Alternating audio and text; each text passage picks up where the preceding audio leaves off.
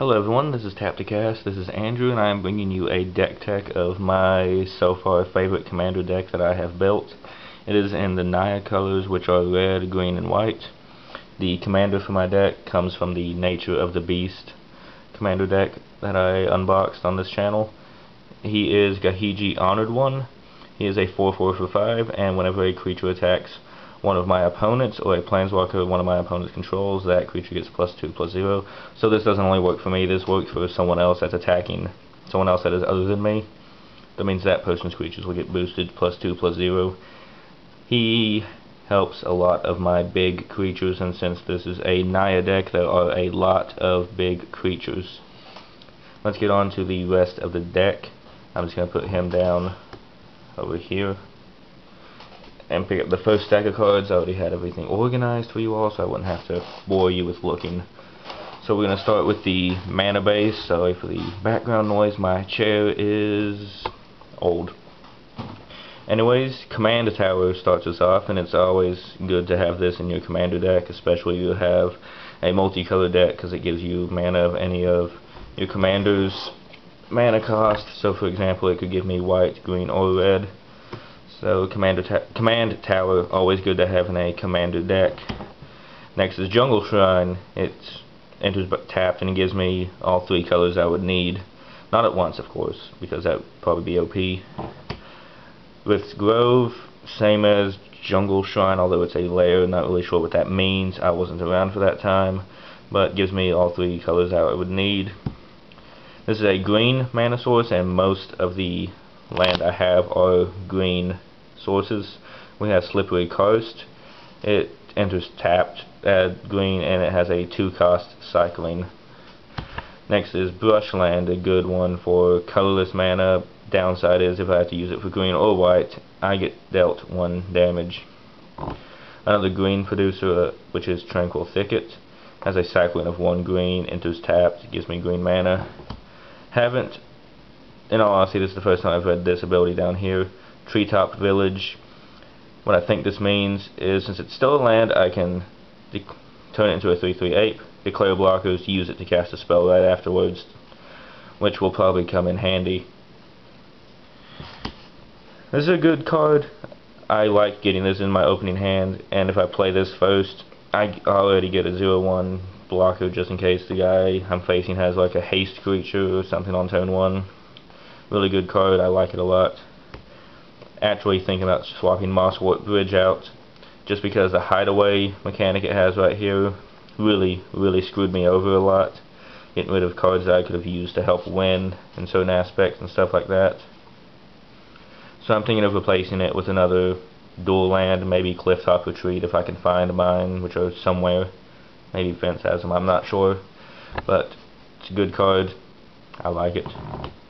Land of War Reborn, another one of my favorite lands because it has the graft mechanic.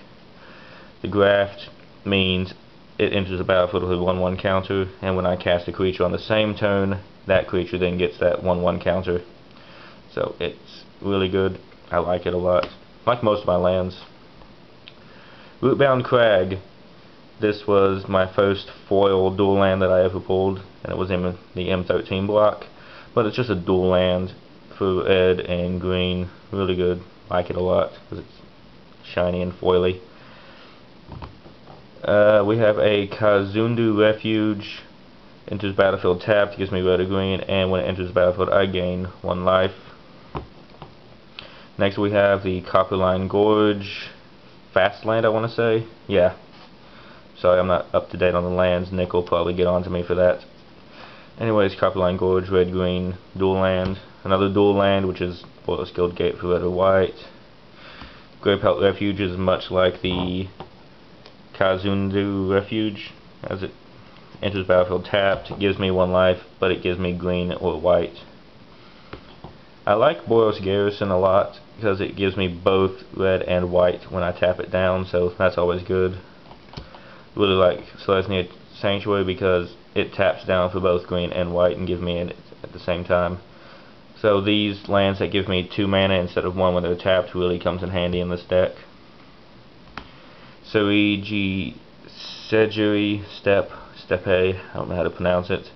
generic white source, but it when it enters the battlefield, target creature I control gains protection from color of my choice until the end of that turn, so it's really good for getting in damage. Okay, out of everything, this is my favorite land in this deck because of its ability down here. Rogue's Passage, it will really help get me in damage, really help get me in commander damage. And whenever I play Nick with it, it pisses him off, and this is always the #1 target for, well, for land destruction. Big surprise there. Sorry, choking on something. Then we have the Naya Panorama. Focus, you were doing so well. Generic. If I tap one and sack it, I can look for mountain, forest, or plains to help my mana pool. Temple of the False God, another one that gives me 2 mana when it's tapped, so I like it a lot. Gahiji Township will come in handy with boosting up a lot of my creatures when I can, and I usually do that if it's on the field. Slayer's Stronghold helps boost up my creatures and then gives them vigilance and haste. So, yay. The rest of the mana base from here on out is just generic basic land. So I have 4 plains, 4 mountains, 3 swamps. Oh, I was wrong. The last 2 are actually lands that I can play and then sack to look for basic lands, which is Evolving Wilds and Terramorphic Expanse. These actually somewhat kinda piss me off when it's late game, which is kind of expected, but they will come in handy early or mid game. Actually come in handy late game, but not when I'm looking to draw something really good. Anyways, enough about that. That's the land base. Let me scoop everything up. Put it down here next to Gahiji. Next up will be the creatures, which is a good chunk of it since it's Naya. But the first creature that I really like in this deck is Bamaz, because he's a 3/4. Whenever he attacks, he gets a token that attacks with him. Whenever he blocks, he gets a token that blocks with him. And the vigilance really comes in handy. Mirren Crusader, nice one to get protection from black and green and double strike, so generic. Fanatic of Xenagos, in all honesty, with the tribute he becomes a 4/4. Without the tribute he's a 4/4 but with haste, so yeah. Centaur Healer because he gives me 3 life when he enters the battlefield. He's a 3/3. Fiend Hunter because it's removal. Trying to speed up a little bit here because I'm not sure how long this camera's batteries will last. I tried to shoot this video a couple of minutes ago. The battery on the other camera died. Switched to this one, and this one actually looks a lot better for the cards. Anyways, Witch Stalker comes in handy because it has hexproof, and if I'm playing someone that's playing a blue deck, a black deck, or something that has those 2 in it, it will boost him up, especially when they try and encounter my stuff with him out on the field. This is just a vanilla Naya creature, 3-drop for a 5/4. Anger. The art, I'm going to try and zoom in on the art, but it is just really funny to me, his art, and I don't know why. But the fact that he has haste, and when he dies in the graveyard, all of my creatures will gain haste, so that benefits me a lot. He's one of my favorite creatures in this deck. Then we have Ember Swallower, promo, not to brag or anything, but you know.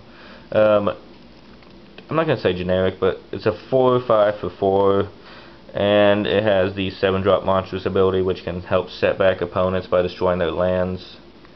But then that's also a setback for me, but not that bad. We have Archwing Dragon because he's flying and haste and only a 4/4 for 4, and I get to recycle him, in my opinion. Hellrider's a good card because he has haste, and whenever a creature I control attacks, that player gets dealt 1 damage. Deadbridge Goliath because he's a big creature and because of his scavenge ability, which will also help boost up my creatures later on in the game, even though it's 6, not bad. Yaeva's a good creature. She is 4/4 for 4 with flash, and she gives all green creatures I control flash, which I haven't actually taken to the fullest because I forget about it, but what I want to do one day is have her out and then cast my commander with flash because he has green in him. Next we have good old Rubble Belt Raiders. I love this chick's ability because whenever I attack with her, she gets +1/+1 counters for each attacking creature I control, and those counters stay, which I like. This guy comes in handy. He's a 5/5 for 4, can't be countered, and makes creatures that have power 5 or greater not being able to be countered either. We have the Ravenous Baloth, which will coincide well with, oh, not him, I'll show you the other creature in a second. Ravenous Baloth, sacrifice a beast, I gain 4 life. I'm going to put Polis Crusher because trample, protection from enchantments, monstrosity 3. I get to destroy an enchantment when he becomes monstrous. He's a 4/4 for 4. Noblest of War works very well when I have Gahiji and him out on the field. Attacking creatures will then get +2/+0 from him and +2/+0 from my commander when he's out. Plus this guy has flying. Next is one of my favorite cards from the Gatecrash expansion, which is Aurelia, the War Leader. She has flying, vigilance, haste, all around good creature, gives me technically 2 combat steps. So she is a bomb for this deck, and I run her in a standard deck, so she's a bomb in that as well. Next we have a Nessian Wilds Ravager, which is a 6/6 for 6 with tribute of 6, and he's really good. If they pay the tribute, he becomes a 12/12. If they don't, I get to have him kill something or get rid of something, which might in turn take his life too. We then have a Hellkite Tyrant, which is really good against decks with a lot of artifacts, like Artificer, blue-white decks, stuff like that, because whenever this guy deals combat damage, I gain control of all of their artifacts, and that really makes me happy if that will ever happen. Rampaging Baloths is what will coincide with Ravenous Baloth here, because of the landfall mechanic this guy has. And every time I land into the battlefield, I get a 4/4 green beast creature token on the battlefield, which I can then sacrifice to have this guy give me 4 life if I have them both on the field, which I hope I will one day. So yeah. Next we have Skargan Firebird, which is Chandra's Phoenix on steroids, in my opinion, because bloodthirsty, and I can still return it from my graveyard. So yeah, wow, I'm getting lazy. My favorite card ever printed, Balefire Dragon. It was the first mythic I ever pulled playing Magic. That's probably why he's my favorite. And his ability helps clear the board if they have a bunch of low power creatures.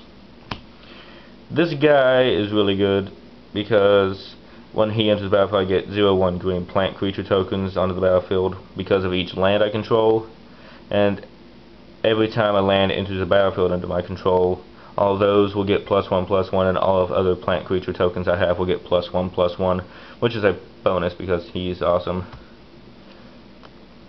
Giant Adinfage, 7/7 for 7 with trample, and I really like his ability where it deals combat damage to a player. I get to put a token of him onto the battlefield, basically.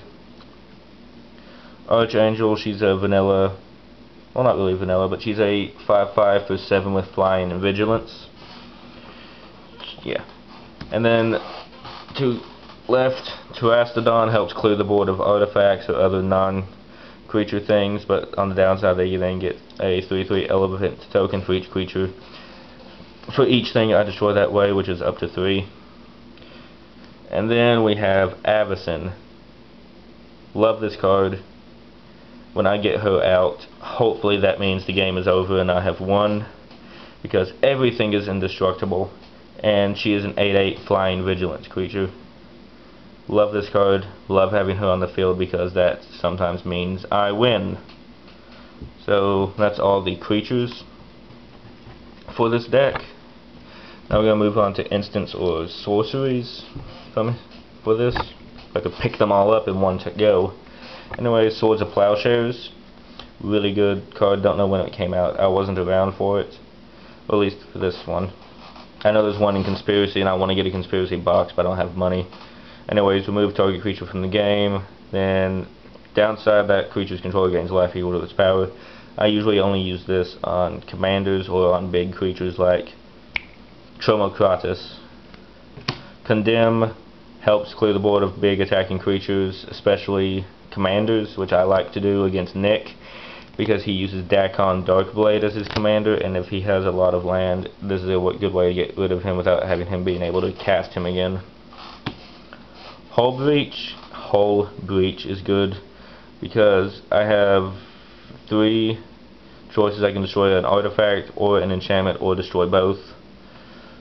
Only 2.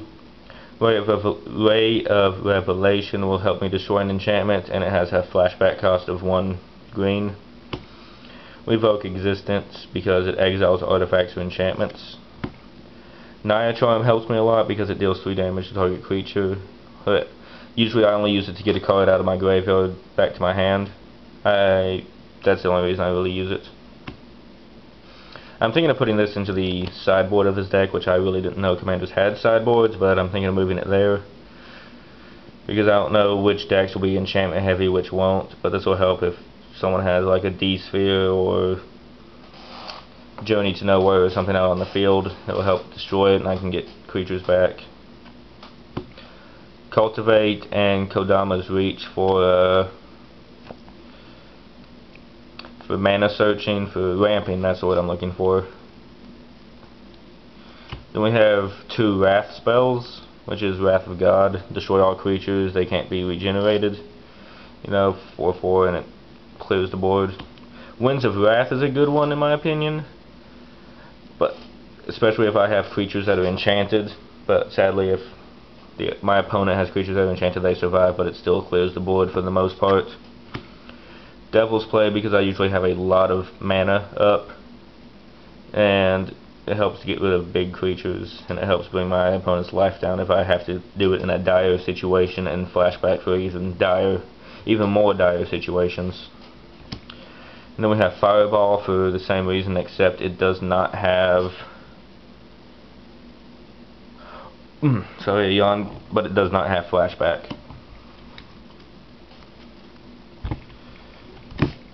Next we have the artifacts, and of course in every commander deck that I've seen, Soul Ring, because it's a 1-drop artifact that gives you 2 mana every time it's tapped. Good. Then we have Gruul, Selesnya, and Boros Signets. They're good mana sources, and I usually pair a land with them for when I need to get extra mana out, so these will help out when I have a Fireball in hand a lot of time, or help me recast Gahiji after he's been sent to the command zone.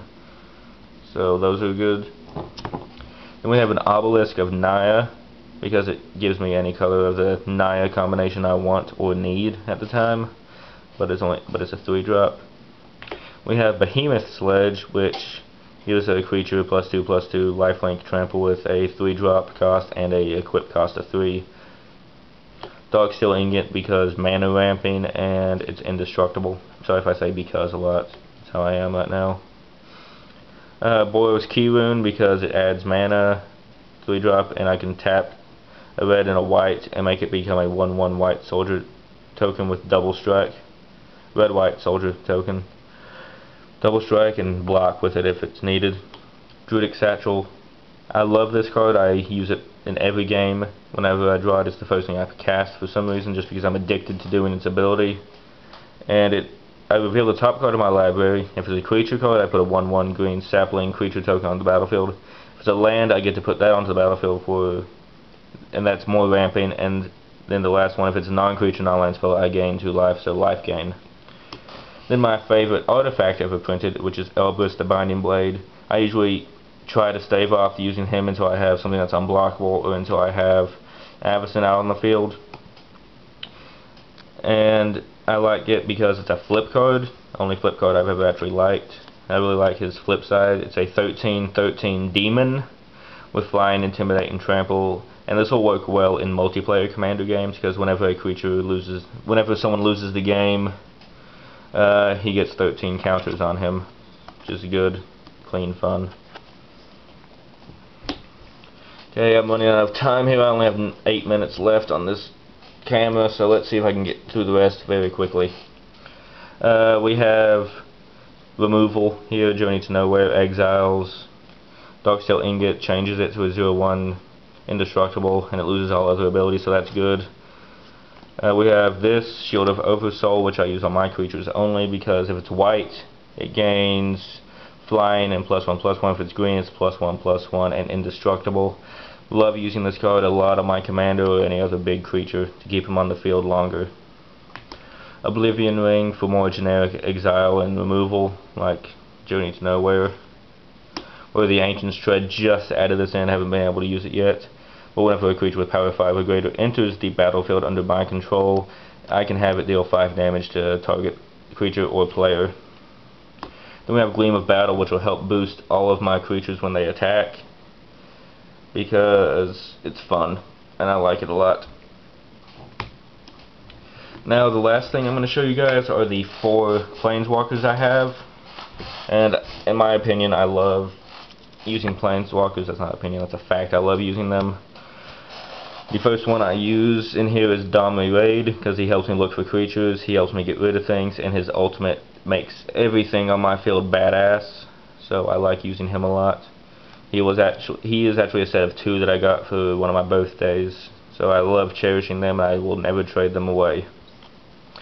Next we have a Johnny Goldmane, because I love Johnny cards. I gain 2 life for his +1. I get to put a +1/+1 counter onto a target creature. They gain vigilance until end of turn for his -1. And his ultimate, which I was able to use in a game of Commander where we were going with 100 life, which was a bad move in our opinion. Because of this guy, I was able to put a white avatar creature token onto the battlefield where he had 106, so, but then he was quickly condemned. We then have the new Ajani from Journey into Nyx. I haven't been able to use his middle ability yet, or his last one, because he then becomes a primary target. But his +1 here helps boost my creatures, and I love boosting my creatures in this deck. And then the last planeswalker and the last card is Elspeth, Sun's Champion. I am very sad that she died on Theros, which means she will never be reprinted, which makes me sad, but I was glad I was able to play with this one in Standard. But anyways, her +1 gives me blockers. Her -3 clears the board. Most of the time I use that when I don't have a big creature, which is surprisingly a lot of the time because my deck hates me sometimes. And then her ultimate helps me win. So yeah, that was my commander deck. I will try and convince Nick to do one of his, which is an Esper build. That is if he ever gets back from Mississippi. Anyways, I'm going to try, while he's not in Mississippi, to do a lot of videos, maybe once a week, or maybe once every, I'm going to stagger uploads every couple of days while I'm filming and stuff. Anyways, I hope you guys, people that actually watched this, enjoyed it. I hope you guys like my deck, because I have put a lot of time into building and finessing this deck. It's my favorite one I've built, and my next plans will be probably a black-white build with Atheros as the commander. Not Atheros, Osbadat maybe. Not sure, I just want to use those colors in the next build I do. Anyways, thank you to everyone that watched this. Please leave a comment, like, and subscribe to Tap to Cast. We only have like 8 subscribers. I want that up. We all want that up. So anyways, again, thank you so much for watching, and goodbye.